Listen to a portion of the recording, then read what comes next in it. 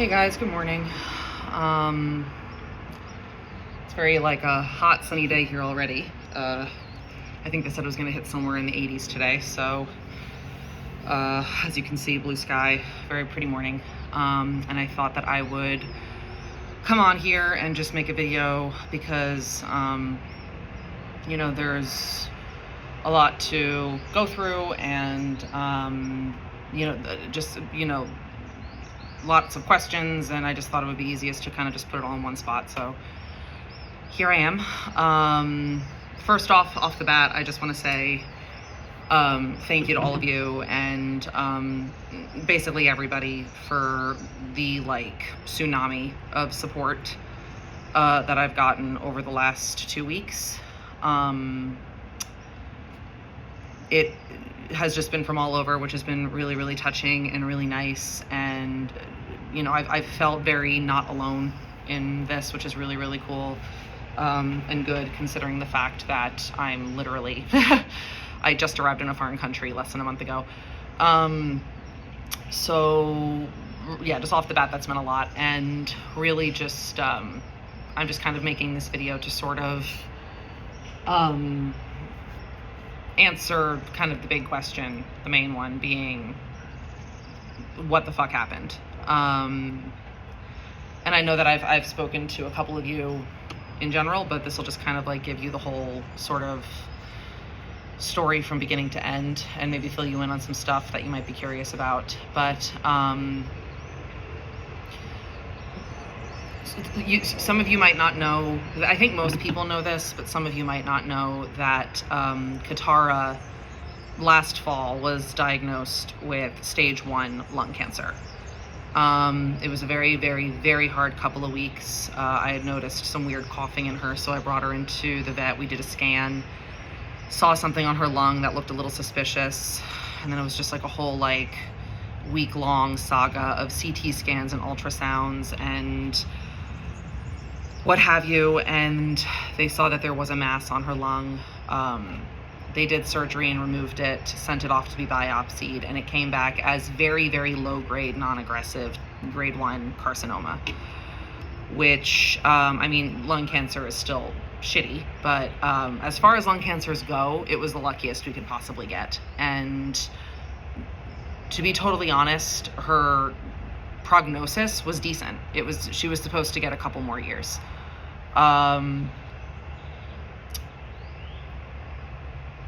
To be honest, I'm not entirely sure. I didn't pay to get an autopsy done or anything. I'm not entirely sure if the lung cancer is what killed her. My personal opinion, I'm not sure exactly what she died of officially, but my personal opinion is that it was a lot of different factors all together in one. Katara had a lot of health issues her whole life long. That's another thing some of you might not have known. She was a shelter cat. She had herpes virus right off the bat, which led to basically chronic rhinitis and congestion her whole life long.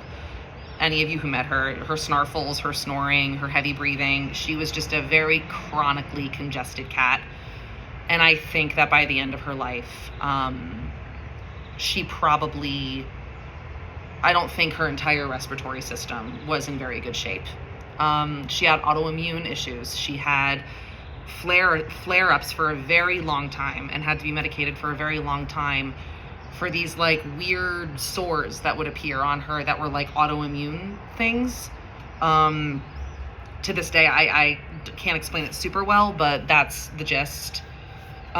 She had gastric disease, which is also another very common thing for both dogs and cats, where there was a slight thickening in her, intestines and stomach, which again, super common for dogs and cats. But she was a lifelong scarf and barfer. She would constantly be throwing up her food right after eating it. But despite all of this, she never presented sick.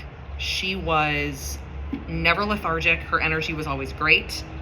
Her appetite was voracious. She ate like crazy. She was actually overweight.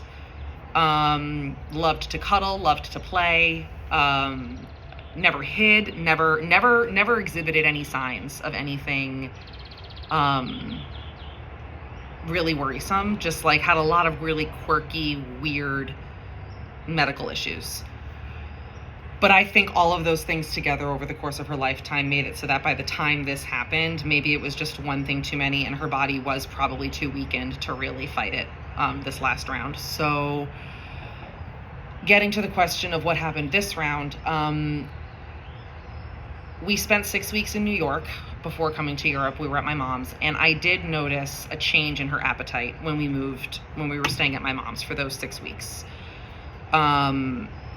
It decreased a lot, but she was such a heavy eater that it did not decrease to a point where I found it worrisome. She was still eating plenty, and honestly, she had to lose some weight anyway, so I wasn't too concerned. And it was a level of decrease that really seemed to be very easily explained by the fact that we were going through a huge transition and cats often go through, appetite changes when they're, changing environments.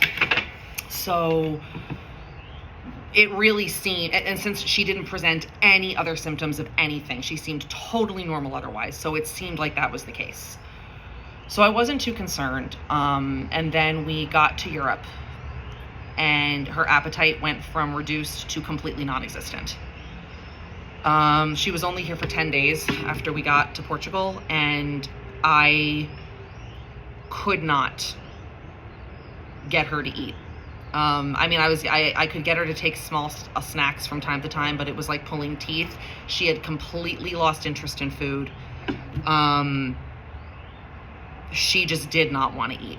And again, at first it was like, okay. And I even spoke to her vet about it. And, the consensus was this is likely just, give it a couple of days and it'll adjust back to normal. It did not.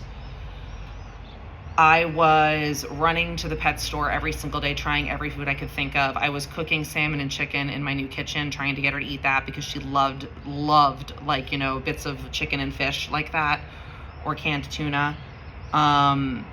Even her favorite freeze-dried salmon treats, she was refusing. She just really did not want to eat, and the appetite just never bounced back. I did notice a couple of days in, there was a green goop coming from her eyes and nose. So I thought she had an upper respiratory infection, which was affecting her sense of smell, which meant she couldn't eat. I was in and out of the vet with her about 3 times throughout that week. And they agreed that she had a URI, and they gave her antibiotics and said that should help. However, when we were there, they said, you know what, she's due for her quarterly scans for her chest x-ray. We might as well just do these now. And I agreed. She, like, part of her, remission care was that every couple of months, every quarter, she should get a chest x-ray. They did a chest x-ray, and they saw something else on there that was worrisome, which was nothing like a lung mass, but there were 2 sort of dark spots sort of down below, which we didn't know if it was her lymph nodes or her lungs, and I still don't know. But that had not been there before. So that was worrisome. And they said that it would be a good idea to get a CT scan as soon as possible. So, but again, aside from not eating any food, she was not acting differently than she typically was. She was not lethargic. She was walking around. She was drinking water. She was enjoying laying out on this patio, which was her favorite spot in the whole apartment. She was acting completely normal otherwise. She was vocal. She was cuddling with me. She wasn't hiding. There was nothing about her that was out of sorts except for the lack of appetite. So when I heard about the spots on the lung, I immediately, I'm really going to be honest. I think I knew from that moment that things were not good. The vet was trying to stay optimistic. My friends and my folks were trying to stay optimistic, which I appreciate and I totally get. But in my gut, I had a really bad feeling. I had a really, really, really bad feeling that this was, because then now I was looking back on the reduced appetite in New York in a completely different way. Maybe it wasn't just the transition. And to be totally honest, transitions in the past had never affected her this much. And yes, she was an older cat at that point, so maybe that could account for the difference. But I had a feeling that something was wrong. But I tried to stay optimistic. She still couldn't eat. She still was just not behaving normally in that regard. She was losing weight rapidly. She lost about 2 to 3 pounds over the course of like those 2 months. So this was really, really not good. So we scheduled a CT for what would have been, it's Monday, not last Monday, what would have been last Monday. And at this point I was a real wreck. I mean, she was not the only one not eating. When I get really anxious and stressed, I can go off food for weeks. I was really forcing myself to eat as well. And I called my folks and asked them to please come stay with me for her scan and when we got her results to see what we were dealing with, because just doing this alone, this was a whole 10-day period where I was just dealing with this alone, and that was really, really, really hard. So she was supposed to go in for a CT on Friday. My folks booked tickets to come out and get here for Sunday so that they could be here for the scan, and then the whole week after. But then the day she died was Friday morning, and at around 3:30 we were in bed the way we typically are, and she was tucked up against me, and she started coughing in a really weird way that I had never heard before. She coughed occasionally. It wasn't a regular occurrence, but occasionally she would cough because of all of her respiratory issues. This sounded very wet and loose. And I remembered being like, I don't like that. But it was brief and it was over very fast. So I was like, let's see if that continues. And if it does, I don't think I'm gonna wait to bring her in on Monday. I think I'm gonna go in today. And then as the morning progressed and it got to be like 6, 7 a.m., it became more frequent, and it just really sounded very, very bad. I noticed her breathing was really fast. But she wasn't acting like she was in distress any other way. So I wasn't sure what to make of it. But my gut told me, like, get her to the hospital right now. So, which I am so grateful I did. I had been like nebulizing her to help her with her URI, giving her all of her meds all week. So she was used to getting in the carrier, and I just put her in the carrier. I took my 19,000th Bolt pet ride. Bolt is the Uber of Portugal. To the hospital that's affiliated with her regular vet, the cat clinic here in Porto. And she aside from the cough, she was not acting like she was in distress. She seemed relaxed. She seemed okay. We got to the hospital. They brought us into the back room, into the exam room, and we took her out of the carrier and we put her on the scale. And we weighed her. And then she just looked at me and completely collapsed. She collapsed, like down onto her like front legs and flopped over, and she started breathing now she was in distress. And I could see it very clearly. She was open mouth breathing. I had never seen her like this before. And the vet immediately said, I need to get her on oxygen right away. I'm gonna go put her on oxygen, and scooped her up, and I gave her one last little pet, and they brought her into the back. And I was left alone in the exam room for about a half an hour while they tried to stabilize her in the back. And again, watching this happen, when I saw her go into the back like that, there was no part of me that thought she was going to come home with me. Like, just everything in me knew that we were at the end. I just knew it. I knew completely that we were at the end. It was just a type of certainty that doesn't come very often, and I knew that this was it. So I sat there in the room, and even though we weren't physically together in the room, I decided to talk to her, just like energetically. And I said, "Hey, Katara, it's mommy.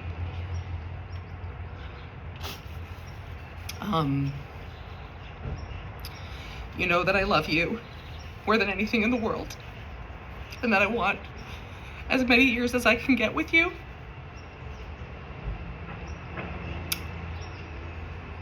But if you've been really sick for a while and you've been pushing through for me, and you've been fighting a while and you're tired and you're in pain and you want to rest now, please don't keep pushing through for me. If you want to go, you can go. I'll be okay. I'm in good hands. I have a lot of support. I will be okay if you need to leave."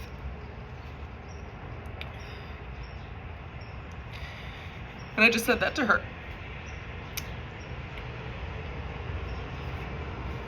And very shortly after that, is when they told me that she actually stopped breathing on her own.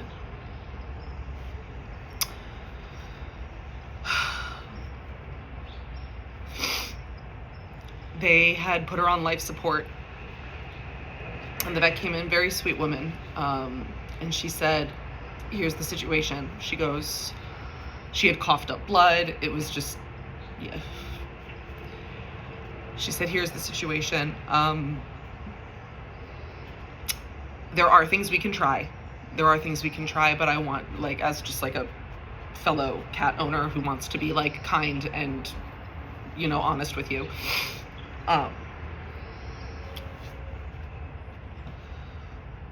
They're probably not going to work. And if they did work, I cannot promise any sort of quality of life." And I said to her, I told her how I had promised Katara, because I did when all this was going on. I had promised Katara the whole week prior, "You tell me what you want to do, and I will honor your wishes. If you want to stay, I will do what's necessary to get you to stay. But if you want to leave, I will let you go if you want to go. Just tell me what you need, and as your person, it's my job to support that choice." So that's what I told the vet, and I said, if she stopped breathing on her own, she's being pretty fucking clear about what she wants to do, and it's not my place to interfere with that. So they brought me into the back, and she was already under sedation, so she wasn't in pain anymore. They had already given her the sleeping stuff, so she was out. And they gave me some time alone with her where I got to say goodbye. And I thanked her for the best decade of my life.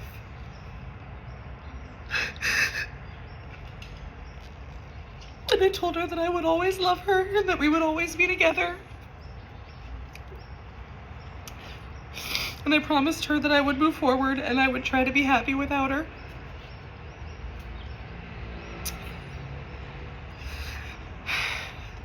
And the doctor came over and asked if I was ready, and I said yes, and I just kept stroking her. And I held her little paw, and she gave her the final shot that stopped her heart, and it was over very, very fast. I was actually shocked at how fast that drug works. It's like the thumb barely touches the plunger and it's done.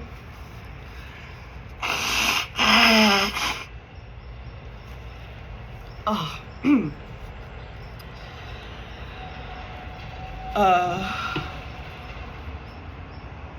And then it was over.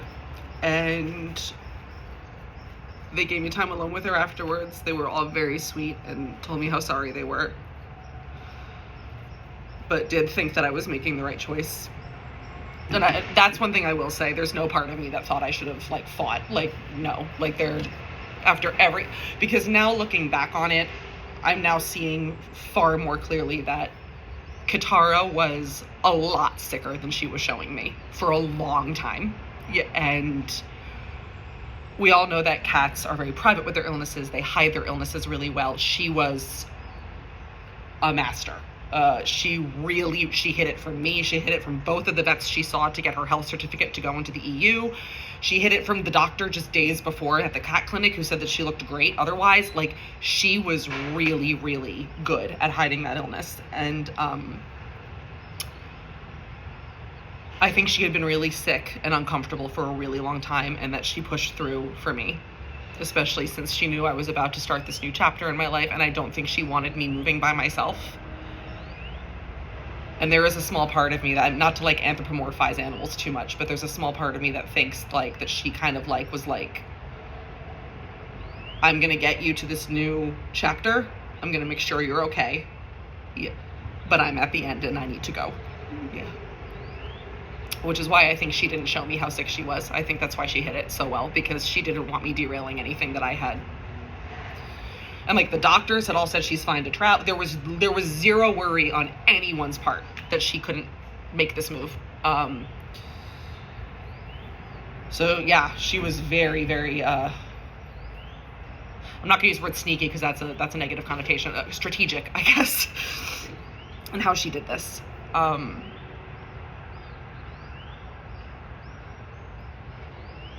So